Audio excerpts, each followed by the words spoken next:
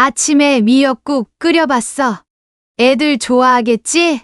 어머니, 요즘은 아침에 간단하게 먹어요. 이러다 애들 학교 늦겠어요. 아이고, 그래. 내가 괜히 나섰구나. 부엌에 혼자 남은 김정자는 식어가는 미역국을 바라보며 한동안 그대로 서 있었습니다.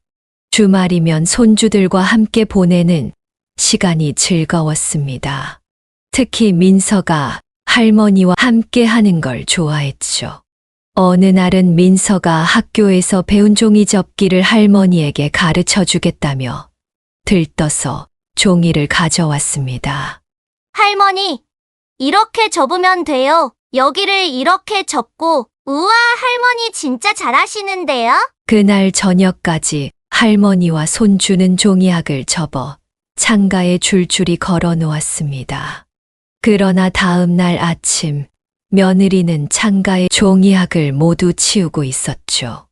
어머니, 이런 거 걸어두면 창문이 지저분해 보여요. 그리고 애들 공부할 시간에 이런 걸로 시간을 보내면 김정자는 손주와 함께 만든 작품들이 쓰레기통으로 들어가는 것을 말없이 지켜봐야 했습니다. 손주들 생각해서 새벽부터 끓인 미역국, 함께 접은 종이학이 쓰레기통으로 들어갔습니다. 이게 무슨 일인가요? 오늘은 서울살이를 시작한 김정자, 할머니에게 무슨 일이 있었는지 다 함께 들어보시죠. 지금 시작합니다. 전남 해남 30년이 넘도록 살아온 이곳에서 김정자의 하루는 늘 새벽부터 시작되었습니다. 여름이면 동이 트기도 전에 일어나 새참을 준비하고, 겨울이면 꽁꽁 언 손을 호호 불어가며 아궁이에 불을 지폈습니다. 남편과 함께 일군 논밭에서 보낸 세월이 어느덧 40년. 진흙 묻은 고무신을 신고 다니며 때로는 허리가 끊어질 듯 아팠지만 자식들 뒷바라지를 위해 하루하루를 버텨냈습니다. 여보, 오늘은 좀 일찍 들어와요. 저녁에 동네 잔치 있다네요. 알았어. 벼베기 끝내고 올 테니 먼저 가 있게. 늘 이 한마디면 충분했던 남편은 말보다 행동으로 가족을 보살폈습니다. 새벽 이슬 맞으며 일하러 나가는 남편의 뒷모습을 보며 김정자는 든든함을 느꼈습니다. 지금도 생각나는 건 장마철이면 큰아들 현수 도시락을 들고 학교에 달려가던 남편의 모습입니다. 비가 온다고 학교에 못 가면 안 된다며 장화 신고 진흙탕을 헤치고 다녔던 그때가 떠올랐습니다. 어머니, 제가 도와드릴게요. 딸 혜은은 엄마 김정자의 분신이나 다름없었습니다. 학교 다녀와서는 늘 부엌일을 도왔고 빨래도 거들었습니다. 동네 어른들은 혜은이를 보며 저렇게 야무진 딸이 또 어디 있어? 하고 칭찬이 자자했습니다. 현수는 마을의 자랑이었습니다. 면에서 치르는 시험만 하면 늘 1등을 놓치지 않았고 군에서 하는 백일장에서도 상을 타왔습니다. 이장님은 담배 가게 앞에서 늘 현수 자랑을 했습니다. 저 집 아들 서울대 갈 거요. 두고 봐라. 그때마다 김정자는 괜스레 어깨가 으쓱했습니다. 고된 농사일 중에도 저녁이면 마당에 둘러앉아 수박 한 조각씩 나눠 먹는 재미가 있었습니다. 현수는 학교에서 배운 이야기를 들려주었고 혜은이는 엄마 아빠 어깨를 주물러 주었습니다. 때로는 이웃집 아이들도 함께 어울려 놀았는데 그때만 해도 이렇게 평화로운 날들이 영원할 것만 같았습니다. 자식들은 모두 장성해서 각자의 가정을 꾸렸습니다. 현수는 서울에서 좋은 직장을 잡았고 혜은은 외국인과 결혼에 멀리 떠났지만 자주 전화를 걸어 부모님 안부를 물었습니다. 남편과 김정자는 둘이서 조용한 노후를 보내며 손주들 보러 가는 재미에 살았습니다. 할머니, 이거 봐요. 학교에서 상 받았어요. 손주들이 들려주는 이야기에 웃음꽃이 피었습니다. 서울에 사는 현수네. 아이들은 명절 때마다 찾아와 시골 할머니 집에 재미를 한아름 안고 돌아갔고, 혜은이는 영상통화로 외국에서 자라는 손주들의 모습을 보여주었습니다. 5년 전 남편이 지병으로 세상을 떠나면서 집안의 큰 기둥이 무너졌습니다. 40년을 함께 살았던 사람이 없으니 매일 밤 외로움이 김정자에게 찾아왔어요. 처음에는 혼자 밥을 먹는 것조차 힘들었습니다. 늘 마주 보며 밥을 먹던 자리가 텅 비어 있으니 밥알이 목에 걸리는 것만 같았습니다. 하지만 마을회관에서 보내는 시간이 그나마 위안이 되었습니다. 정자야, 오늘은 내가 이겼네. 에이, 다음엔 내가 이길 거야. 윷놀이를 하고 점심도 함께 먹고 때로는 노래자랑도 하면서 친구들과 보내는 시간이 적적한 마음을 달래주었습니다. 그러나 나이가 들수록 허리는 더 굽어갔고 무릎 통증은 날로 심해졌습니다. 마을 진료소 의사 선생님은 매번 걱정스러운 표정을 지었습니다. 큰 병원에 가보셔야 할 것 같습니다. 여기서는 검사도 제대로 못하고 MRI도 찍어보셔야 하는데. 서울까지 가야 하나요? 네, 어머님 연세도 있으시고 무릎 상태가 많이 안 좋으세요. 방치하면 나중에 더 힘들어질 수 있어요. 큰 병원에 가려면 버스를 2번이나 갈아타야 했고 왕복 4시간이 넘는 여정은 몸을 더욱 지치게 했습니다. 혼자서는 엄두도 나지 않았지만 자식들에게 말하기도 쉽지 않았습니다. 현수 엄마, 그러다가 큰일 나겠어. 검사라도 제대로 받아야지. 마을 이장님 부인의 말에 김정자는 한숨만 깊어졌습니다. 결국 현수에게 전화를 걸었습니다. 현수야, 의사 선생님이 큰 병원에 가보래. 어머니, 많이 불편하세요? 그럼 서울에서 치료받으시는 게 어떠세요? 큰 병원도 많고. 그래도 될까? 내가 잠시. 당연하죠. 어차피 병원도 멀어서 다니시기 힘드실 텐데. 김정자는 며칠을 고민했습니다. 이제 막 익숙해진 혼자만의 생활, 정든 마을 친구들과 헤어져야 한다고 생각하니 마음이 무거웠습니다. 하지만 점점 불편해지는 몸을 생각하면 서울 큰 병원에서 제대로 된 치료를 받아야 할 것 같았습니다. 마을회관에서 마지막으로 친구들과 점심을 먹던 날, 김정자는 쉽사리 숟가락을 들지 못했습니다. 40년을 함께 해온 이웃들과 이제 헤어져야 한다는 생각에 마음이 아팠습니다. 정자야, 너무 걱정하지 마. 서울 가서 치료 잘 받고 건강해져서 놀러와. 평소 무뚝뚝하던 최 씨 할머니가 눈시울을 붉히며 말했습니다. 그래, 나중에 오면 우리가 여기서 기다리고 있을게. 서울 가서도 전화하고 허리 아프다고 운동하는 거 게을리하면 안 돼. 내가 어디 죽으러 가나? 아들내미 집에 가는 거야. 걱정하지 말고 몸이나 잘 챙기쇼. 마지막 인사를 하는 친구들의 눈시울이 붉어졌습니다. 김정자는 마을회관 풍경을 사진이라도 찍어두고 싶은 마음이었습니다.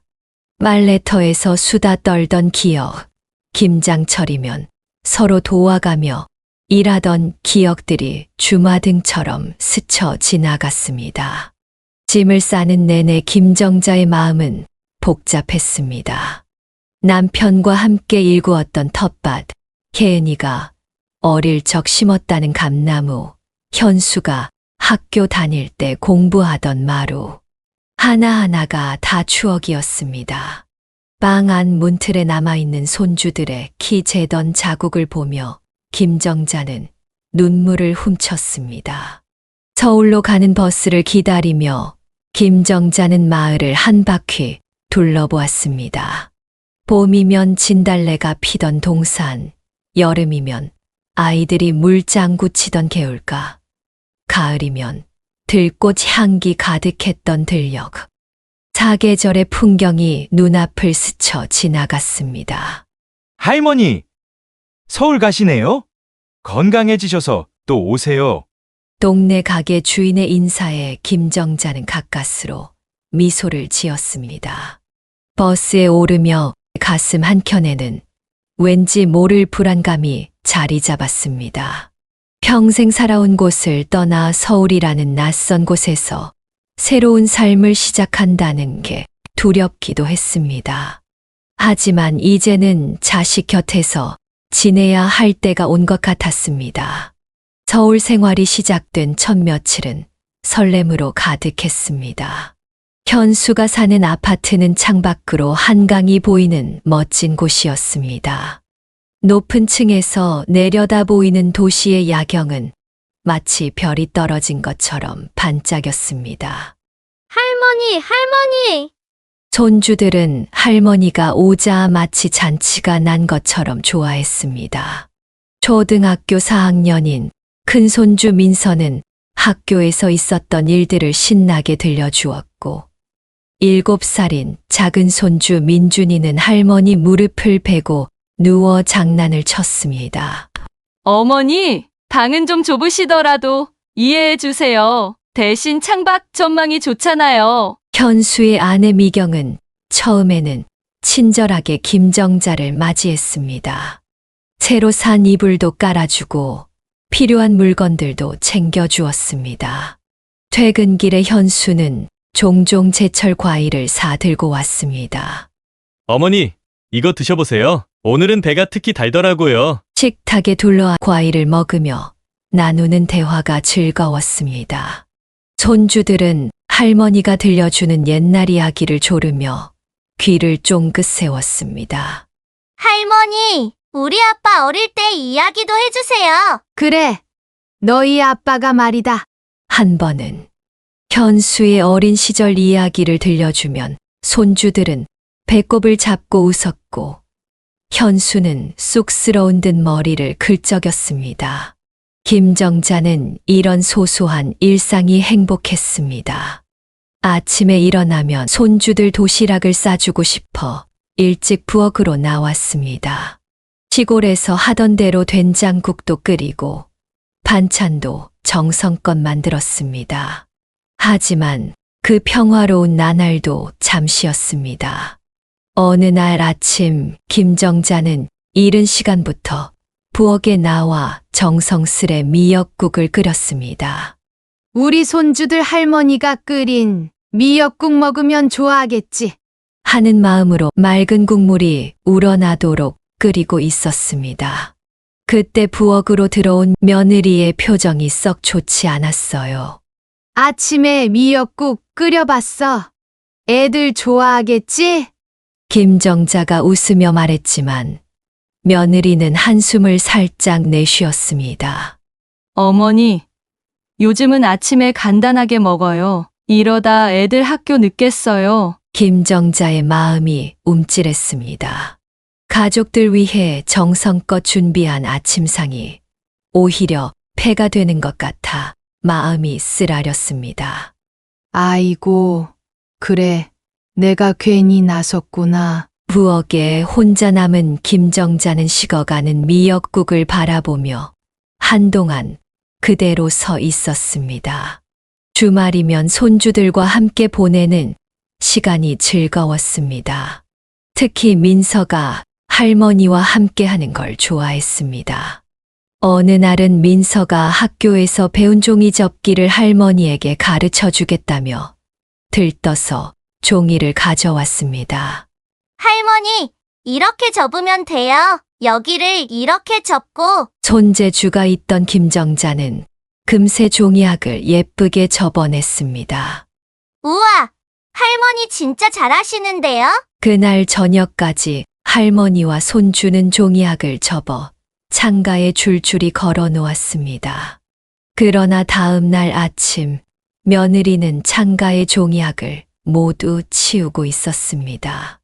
어머니, 이런 거 걸어두면 창문이 지저분해 보여요. 그리고 애들 공부할 시간에 이런 걸로 시간을 보내면 다른 애들에 비해서 뒤처져요.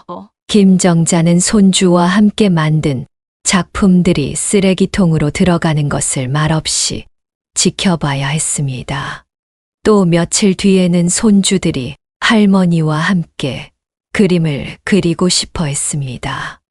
민준이가 물감을 들고 와서는 조르기 시작했습니다. 할머니 같이 그림 그려요. 유치원에서도 이렇게 그리는데. 김정자도 덩달아 신이 났습니다. 손주들이 물감을 묻힌 손바닥으로 종이에 찍기 시작했고, 김정자는 그 위에 펜으로 재미있는 모양을 더해 주었습니다. 우리 손주들이 이렇게 예쁜 그림을 그리네. 하지만 그 순간 거실 바닥에 물감이 조금 묻어났고, 그걸 본 며느리의 표정이 순식간에 굳어졌습니다. 어머니, 애들이랑 이런 거 하면 바닥에 다 묻잖아요. 다음부터는 그냥 색연필로 하세요. 김정자는 말문이 막혔습니다. 황급히 물티슈로 바닥을 닦았지만 손주들과 할 수 있는 것들이 하나둘씩 줄어드는 것 같아 마음이 답답했습니다. 이제는 TV 보는 것조차 조심스러워졌습니다. 아침 일찍 일어나 조용히 뉴스를 보려고 해도 며느리의 눈치가 보였습니다. 어머니, 아침에는 조용히 해주세요. 애들 학교 가기 전에 조금이라도 더 자야 하는데. 김정자는 자신의 방에서 핸드폰으로 뉴스를 보기 시작했습니다. 화면이 작아 잘 보이지도 않았지만 며느리의 눈치가 보여 소리도 제대로 키우지 못했습니다. 어느 날은 손주들 먹이려고 된장찌개를 끓이다가 또 한 번 지적을 받았습니다. 어머니, 집안에 냄새가 다 배어요. 한기에도 안 빠져요. 저희는 보통 밖에서 사다 먹어서. 된장찌개 끓이는 것도 안 되는 줄은 몰랐던 김정자는 그릇을 씻으며 눈물이 났습니다. 빨래라도 널어볼까 하고 베란다에 나갔다가도 어머니, 저희는 건조기 써요. 밖에 널면 미세먼지 묻어서 애들 기관지에 안 좋아요. 며느리의 말에 젖은 빨래를 다시 들고 들어왔습니다. 점점 김정자의 생활 반경은 좁아졌습니다. 처음에는 부엌과 거실을 마음껏 다니며 이것저것 하던 할머니가 이제는 대부분의 시간을 방 안에서 보내게 됐습니다. 어느 주말 오후였습니다. 손주 민준이가 할머니 방에서 공을 가지고 놀다가 거실로 나왔습니다. 김정자는 손주의 제잘거림을 들으며 흐뭇하게 지켜보고 있었습니다. 할머니, 내가 축구 선수처럼 봉 차는 거 봐요. 그러나 민준이가 공을 던지는 순간 공이 화분이 걸려있는 선반을 맞췄고 쿵 소리와 함께 선반이 흔들렸습니다. 다행히 화분이 떨어지진 않았지만 소리를 듣고 나온 며느리는 화가 난 듯 손주를 데리고 방으로 들어갔습니다. 어머니, 집에서는 공놀이 하면 안 돼요. 아래층에서 민원 들어와요. 그 일이 있고 나서부터 손주들의 모습도 달라졌습니다. 처음엔 할머니만 보면 좋아서 달려오던 아이들이 이제는 엄마의 눈치를 보며 망설이기 시작했습니다. 할머니, 나랑 놀자 하고 다가오다가도 엄마가 부엌에서 나오는 소리만 들리면 슬그머니 멀어지곤 했습니다. 김정자의 마음은 그 눈치 보는 손주들의 모습이 더 안쓰러웠습니다.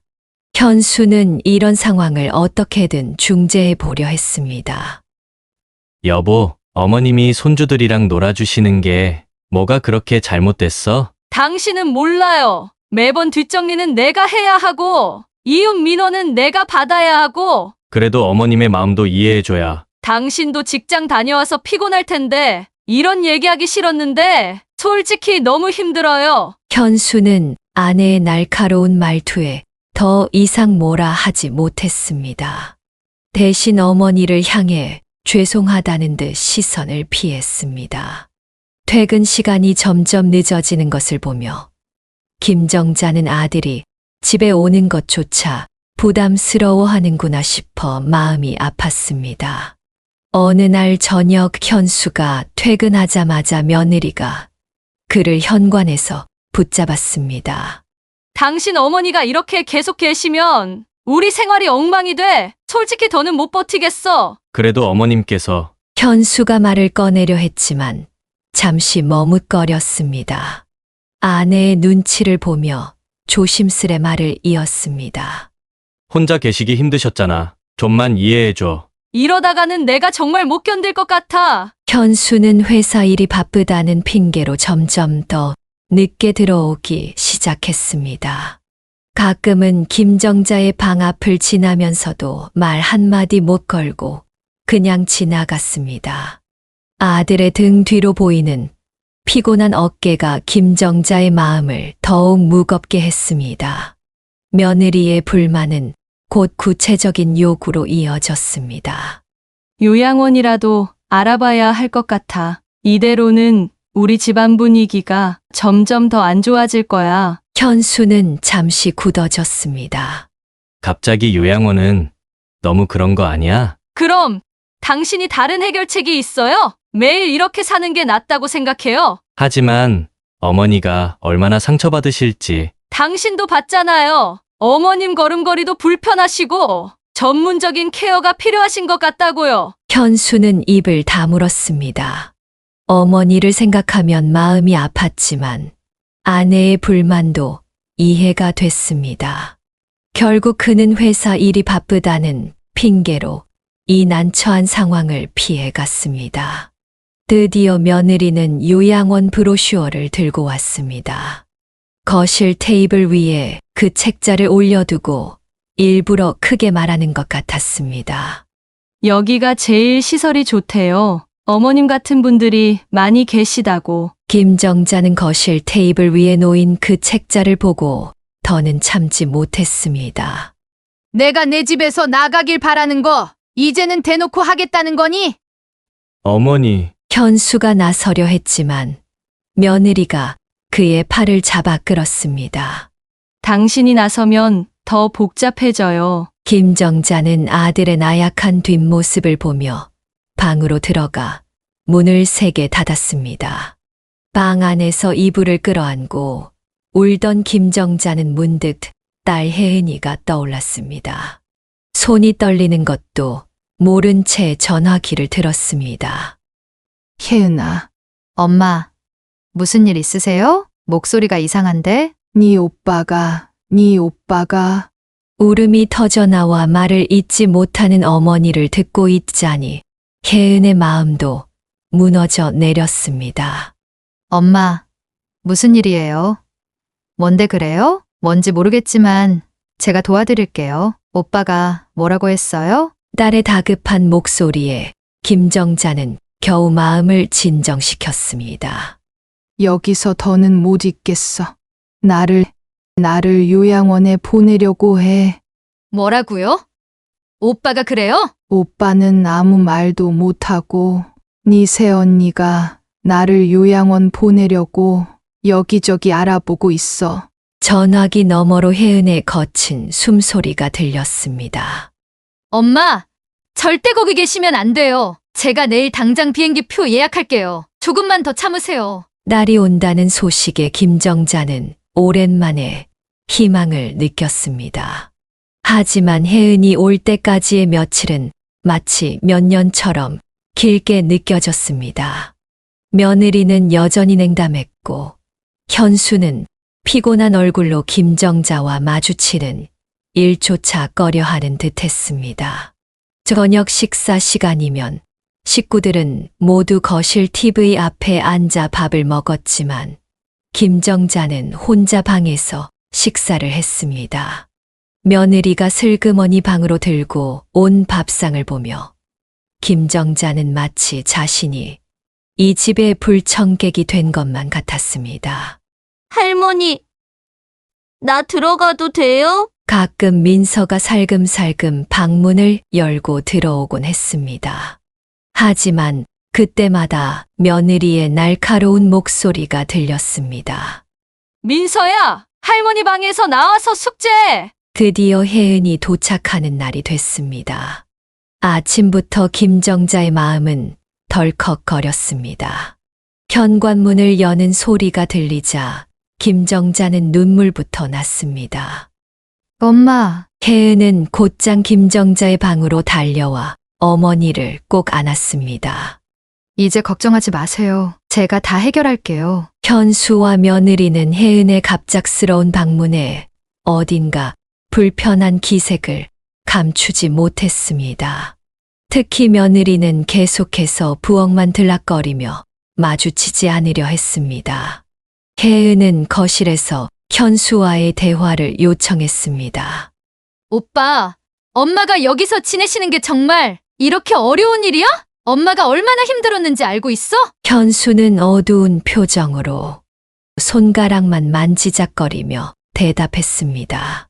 혜은아, 나도 힘들어. 하지만 우리 집 사정도 어렵고 아내도 많이 힘들어했어. 그래서 엄마는 우리를 위해 평생을 바쳤어. 그런데 엄마를 요양원으로 보낸다는 게 말이 돼? 이러면 안 되잖아. 내가 엄마를 요양원 보낸다는 얘기를 듣고 얼마나 어처구니가 없던지. 오빠는 자식 새끼도 아니야. 현수는 고개를 들지 못했지만 며느리는 불편한 표정으로 대화에 끼어들었습니다. 아가씨, 저희도 최선을 다했어요. 솔직히 어머니가 여기 계시는 동안 우리 생활도 많이 바뀌었고. 혜은은 새언니의 말을 단호하게 끊었습니다. 그렇다면 차라리 솔직히 말씀하시지 그러셨어요. 엄마가 계시는 게 부담스러우셨다면 처음부터 그렇게 얘기했어야죠.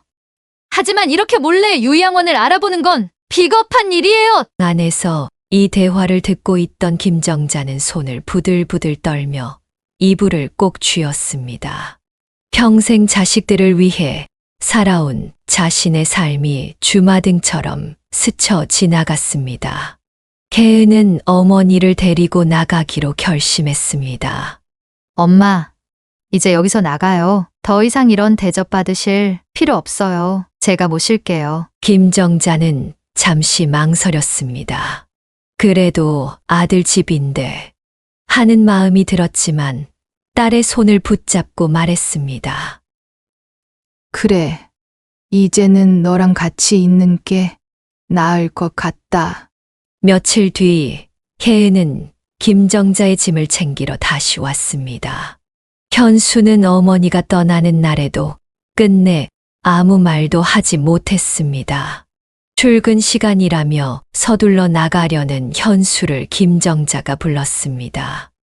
현수야, 현수는 걸음을 멈췄지만 끝내 뒤돌아보지는 못했습니다. 너도 살기 힘들었겠지. 하지만 내가 이렇게까지 나를 대할 줄은 몰랐다. 이제 나는 남은 시간을 나를 정말로 생각해 주는 사람과 보내려고 해. 현수는 눈물을 머금었지만 결국 아무 말도 하지 못했습니다. 그저 어깨만 들썩이며 현관문을 나섰습니다. 공항으로 향하는 차 안에서 김정자의 마음은 복잡했습니다. 평생을 함께 살았던 고향 땅을 떠나 낯선 나라로 간다는 두려움도 있었고, 아들과 이렇게 끝이 나버린다는 서운함도 컸습니다. 내가 아이들을 위해 평생을 바쳤는데, 결국 이렇게 끝나는구나라는 생각이 들기도 했지만, 한편으로는 더는 눈치 보며 살지 않아도 된다는 안도감도 느껴졌습니다. 엄마, 이제 좀 편하게 사세요. 우리 집에서는 엄마가 하고 싶은 거 다 하실 수 있어요. 딸의 따뜻한 말에 김정자는 눈시울이 붉어졌습니다. 6개월이 지난 지금 김정자는 혜은의 집에서 조금씩 새로운 일상을 만들어가고 있습니다. 아침마다 외국인 손주들과 함께 공원을 산책하고 주말이면 혜은과 함께 장을 보러 갑니다. 말은 통하지 않지만 외국인 사위가 보여주는 작은 배려들이 감사하게 느껴집니다. 할머니, I love you. 서툰 발음으로 사랑한다고 말하는 외국인 손주들을 보며 김정자는 새삼 가족의 의미를 다시 생각하게 됩니다. 혜은아. 네. 엄마, 여기 와서 보니까 알겠다. 사랑이란 게 말이야. 그냥 피가 섞였다고 해서 생기는 게 아니더구나. 매일매일 서로를 생각하고 배려하는 마음에서 나오는 거였어. 가끔 아들 현수 생각이 날 때면 아직도 가슴 한편이 시립니다. 명절 때 오는 형식적인 안부 전화가 전부인 관계가 되어버렸지만 이제는 그 아픔을 달래는 법을 배웠습니다. 창밖으로 떠가는 구름을 바라보며 김정자는 생각했습니다. 내가 평생 희생하며 살았다고 생각했는데 이제야 알겠구나. 나를 위한 시간도 필요하다는 걸. 외국인 손주들에게 한글을 가르쳐 주는 것이 소소한 즐거움이 되었고, 혜은이가 소개해준 한인 교회에서 만난 친구들과 시간을 보내는 것도 좋습니다. 엄마, 오늘은 날씨가 좋은데 동네 카페 갈까요? 그래, 가자. 이제는 나도 커피 맛을 조금 알 것 같아. 김정자는 웃으며 딸의 손을 잡았습니다. 비록 늦은 나이지만 자신을 위한 삶을 시작하는 것도 나쁘지 않다는 생각이 듭니다. 이제는 더 이상 누구의 눈치도 보지 않고 하고 싶은 것들을 하나씩 해나가는 중입니다. 그리고 무엇보다 진정한 가족의 의미를 다시 한번 깨닫게 된 것이 가장 큰 선물이었습니다. 김정자 어머니의 사연이었습니다. 자신을 위한 삶 응원의 말씀을 드리고 싶네요. 부디 앞으로는 좋은 일들만 있으시길 바랍니다. 여러분들도 사연을 듣고 조언의 말씀이나 따뜻한 위로의 말씀을 댓글로 남겨주시길 바랍니다. 감사합니다.